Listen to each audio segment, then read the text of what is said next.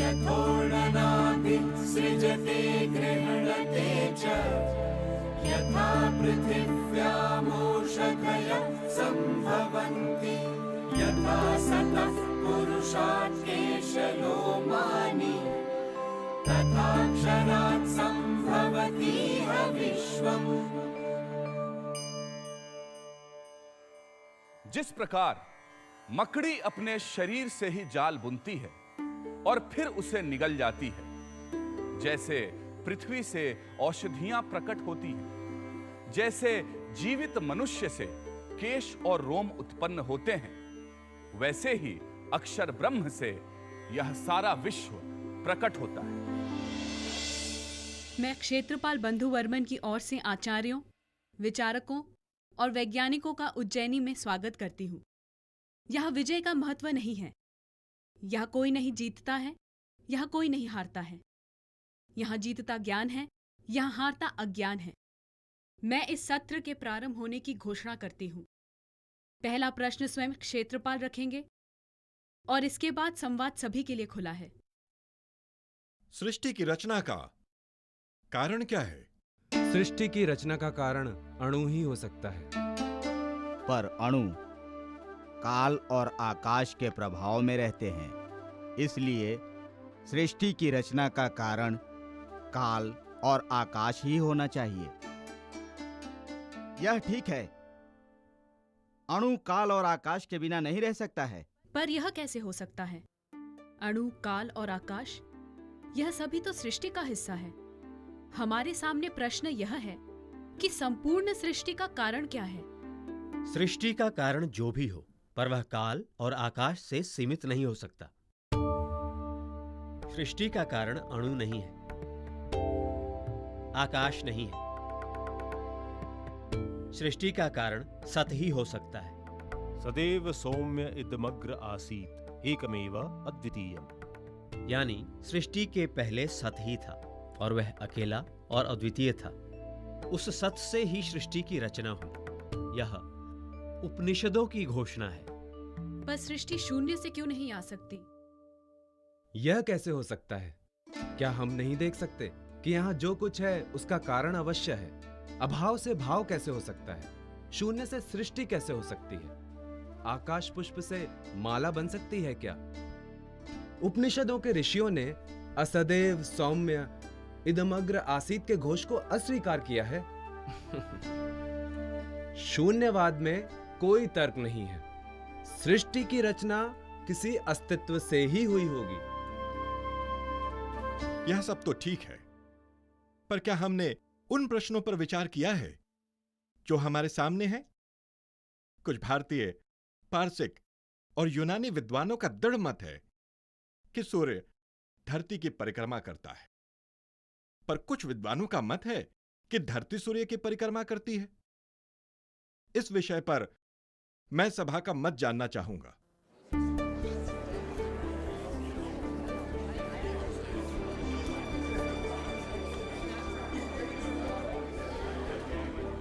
मैं देख रहा हूं कि सभा इस विषय पर एक मत नहीं है।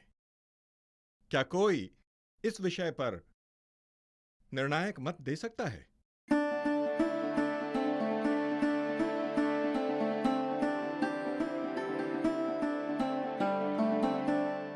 महामना आर्यभट्ट ने इस पर निर्णय दे दिया है।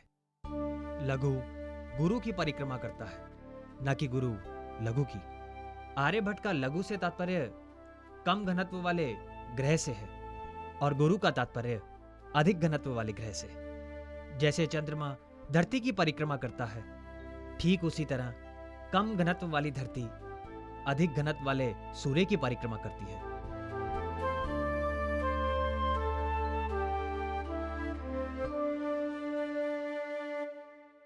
आचार्य, वैसे तो आप शक हैं, पर हमारी ही तरह सूर्योपासना करते हैं। क्षेत्रपाल, मेरे लिए तो पूरी मनुष्यता के लिए सूर्य, चंद्र, नक्षत्र, आकाश, पृथ्वी, जल, वायु और अग्नि सब समान है। अब आप में और मुझ में क्या अंतर रहा? मेरा जन्म तो इसी मिट्टी में हुआ है। तो क्या वरा मिहिर, शक नाम नहीं हुआ। आर्य, वराह का अर्थ है वरदान और मिहिर का अर्थ है सूर्य। जो सूर्य का वरदान है वो वराह मिहिर है। इसीलिए मेरे पिता आदित्य दास ने मेरा नाम वराह मिहिर रखा। मेरा जन्म यहीं कपित में हुआ और मैं भारतीय ही हूं। जैसे ज्ञान सीमाएं नहीं देखता, वैसे भारत भी भेद की सीमाएं कहां देखता है।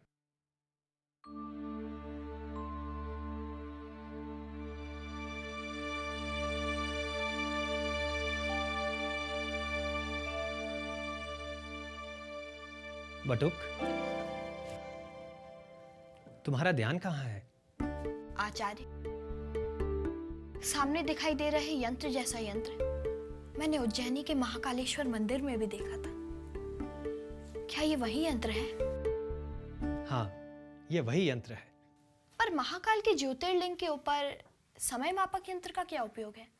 बटुक, मैंने तो समय मापक यंत्र बनाया था जो आचार्य मय के सूर्य सिद्धांत के अनुसार बनाए गए काल मापक यंत्र की भांति महाकालेश्वर के उत्तर में रखा गया था। पर लोगों की आस्था ने उसे महाकाल को समर्पित कर उसे उनके ज्योतिर्लिंग के ऊपर लटका दिया।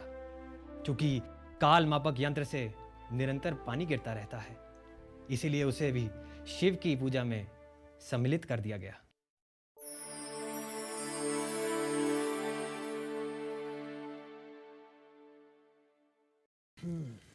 हाँ माँ, तुमने मुझे बुलाया? ये इरावती है। मैंने इसे तेरे लिए चुना है। क्या इसे गणित में रुचि है? तू ही पूछ ले। क्या तुम्हें गणित में रुचि है? क्या तुम्हें रात रात भर ग्रह नक्षत्रों को देखने में रुचि है? क्या तुम्हें वेदांग ज्योतिष में रुचि है?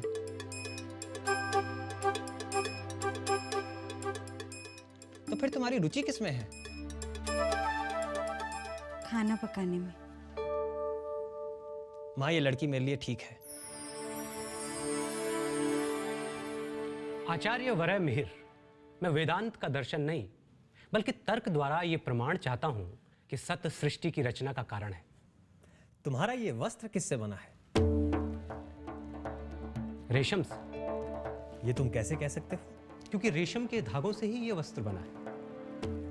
यानी रेशम ही इस पूरे वस्त्र में व्याप्त है।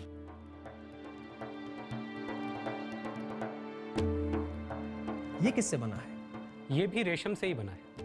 पर तुम्हारा वस्त्र लाल और मेरा पीला है। पर दोनों में रेशम है। अब इन आभूषणों को देखो, ये सारे गहने सोना है, इसलिए सोना गहनों का कारण है। क्या इस रेशम और इन आभूषणों का कोई एक कारण हो सकता है जो दोनों में व्याप्त हो? अणु? हाँ, वह अणु ही हो सकता है। बहुत खूब। अब मेरा प्रश्न है, क्या अणु सर्वव्यापी है? आचार्य, जहां पदार्थ है वहां अणु सर्वव्यापी है। जहां पदार्थ नहीं है वहां अणु नहीं है। अब मेरा प्रश्न है कि क्या कोई अणु से सूक्ष्म वस्तु है जो पदार्थ में हो और पदार्थ के अभाव यानी शून्य में भी हो? अगर हम उस वस्तु को ढूंढ सके तो हम सृष्टि की रचना के कारणों को ढूंढ सकते हैं आचार्य। अब ढूंढो। मेरे पास उत्तर नहीं है आचार्य। जैसे तुम पदार्थ है ये कह सकते हो, वैसे ही शून्य है ये भी कह सकते हो। वृक्ष हैं, नदियां हैं, सूर्य है, चंद्र है, नक्षत्र हैं, मैं हूं, तुम हो, क्षेत्रपाल है। सब में ये सत या अस्तित्व विद्यमान है। मैं समझ गया आचार्य, यह सत ही संपूर्ण सृष्टि की रचना का कारण है।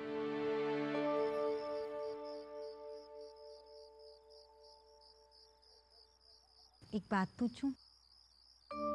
क्या? क्या इस सृष्टि का प्रारंभ और अंत है? अच्छा, तो काजल की कोठरी में रहकर तुम्हें भी कालिख लगी गई। ना, खरबूजा खरबूजे को देख रंग पकड़ रहा है। संगत से गुणात है, संगत से गुणजात। प्रारंभ और अंत से तुम्हारा अर्थ क्या है? क्या इसका काल और आकाश में कहीं प्रारंभ है?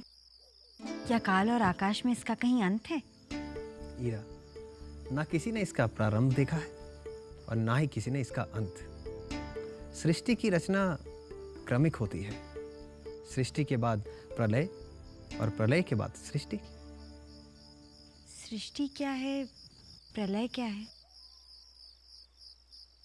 क्या तुम सचमुच ये जानना चाहती हो? हाँ।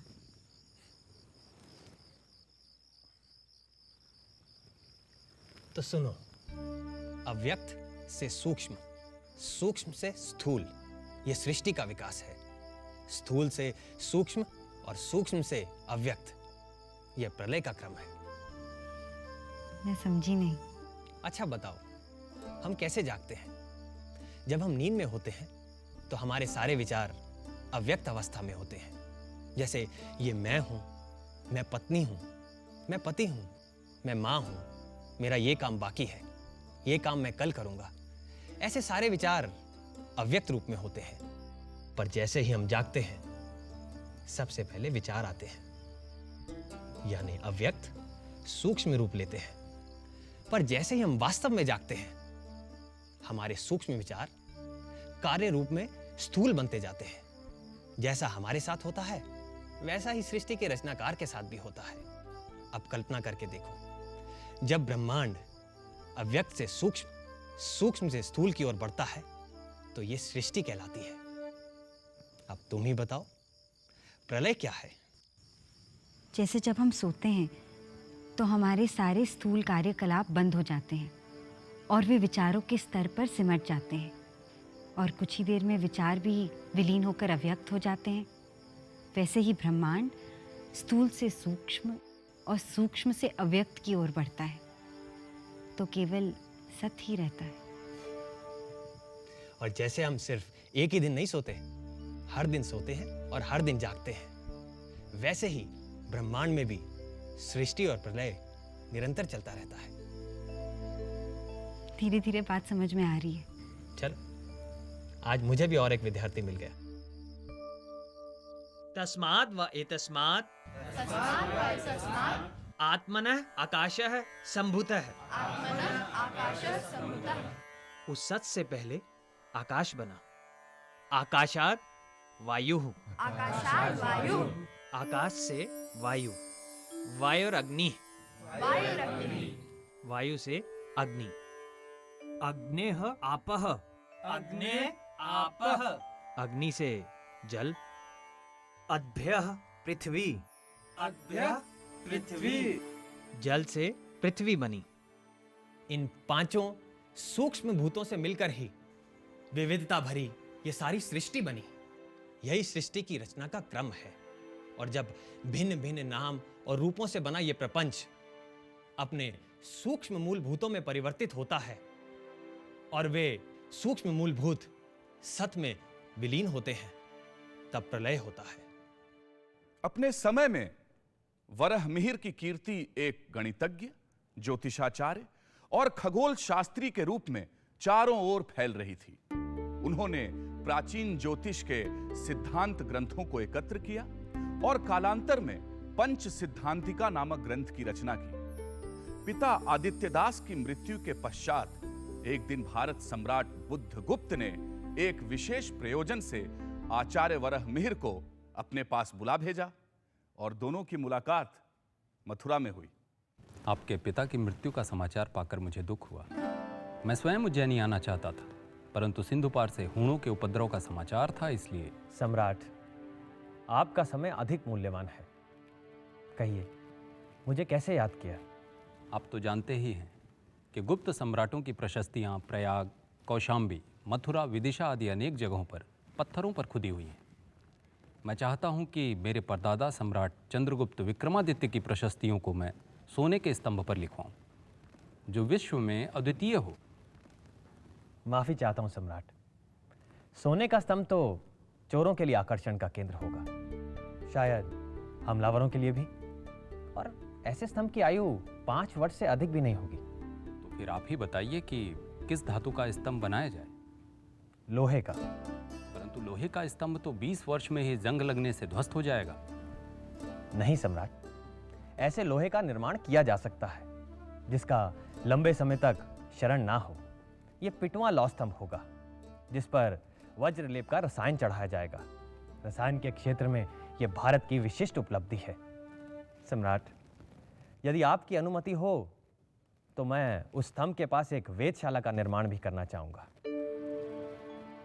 ताकि खगोल शास्त्र में रुचि लेने वाले विद्यार्थियों को ग्रह नक्षत्रों के अध्ययन का अवसर मिले और वे ब्रह्मांड की विराटता के रहस्य को खोज सकें।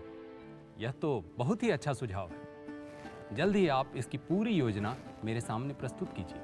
समय की दूरी सच पर कई पर्दे डाल देती है, पर लोक कथाओं, दंत कथाओं में सच कहीं ना कहीं छिपा होता है। शायद यह सच हो और ना भी, पर यह सच है कि महरौली का लौह स्तंभ आज भी वराहमिहिर के कीर्ति स्तंभ के रूप में आसमान में सिर उठाए खड़ा है। अपने जीवन के उत्तरार्ध में वराहमिहिर की कीर्ति भारत के बाहर भी एक गणितज्ञ और वैज्ञानिक के रूप में फैल गई। उनकी कीर्ति सुन ईरान के शहंशाह नौशेरवां ने वराहमिहिर को ईरान के जूदी शाहपुर नामक एक सुरम्य स्थल पर वेधशाला का निर्माण करने के लिए बुलाया और वराहमिहिर अपनी पत्नी इरावती, पुत्र पृथु यशस और कुछ शिष्यों के साथ ईरान पहुंचे और वहां उन्होंने एक वेधशाला की स्थापना की। मैं उम्मीद करता हूं कि तुम्हें यहां घर से बाहर आकर घर जैसा ही वातावरण मिल रहा होगा। यहां च्यवनप्राश खाकर और गन्ने के खेत देखकर मन खुश हो गया। दोनों को मैंने तुम्हारी तरह ही भारत से मंगवाया था। वराहमिहिर, कई दिनों से मैं भारत के सृष्टि के दर्शन को समझने की कोशिश कर रहा हूं। भारत के ऋषि कहते हैं कि सृष्टि की रचना के दो कारण हैं, एक उपादान कारण और दूसरा निमित्त कारण। आप बिल्कुल ठीक कह रहे हैं। जैसे घड़े का उदाहरण लीजिए। घड़े की मिट्टी यह घड़े का उपादान कारण है और उसे बनाने वाला कुम्हार यह घड़े का निमित्त कारण है। दूसरे शब्दों में मिट्टी यह उपादान और कुम्हार यह निमित्त। आप कहते हैं कि सृष्टि की रचना में वह वस्तु जिससे यह सृष्टि बनी है और वह जिसने यह सृष्टि बनाई है, दोनों एक हैं। पर हम सभी देख सकते हैं कि घड़े की रचना में मिट्टी और कुम्हार दोनों अलग अलग हैं। तो निमित्त और उपादान एक कैसे हो सकते हैं? सम्राट, मैं आपको उदाहरण देकर समझाता हूं। आपने मकड़ी को जाल बुनते देखा ही होगा। हाँ, देखा है। जाल किससे बनता है? मकड़ी से। कौन बनाता है? खुद मकड़ी ही। यानी उपादान और निमित्त एक ही है। हाँ, मकड़ी के साथ ऐसा हो सकता है, पर तो चलिए हम उसकी बात करते हैं जो हम सबके जीवन का हिस्सा है। क्या आप सपने देखते हैं? हाँ, देखता हूं। सपने को कौन बुनता है? हमारा मन। और स्वप्न जगत के पेड़, पहाड़, नदियां, फूल और लोग किससे बनते हैं? मन से ही। तो सपने का उपादान और निमित्त एक ही है ना?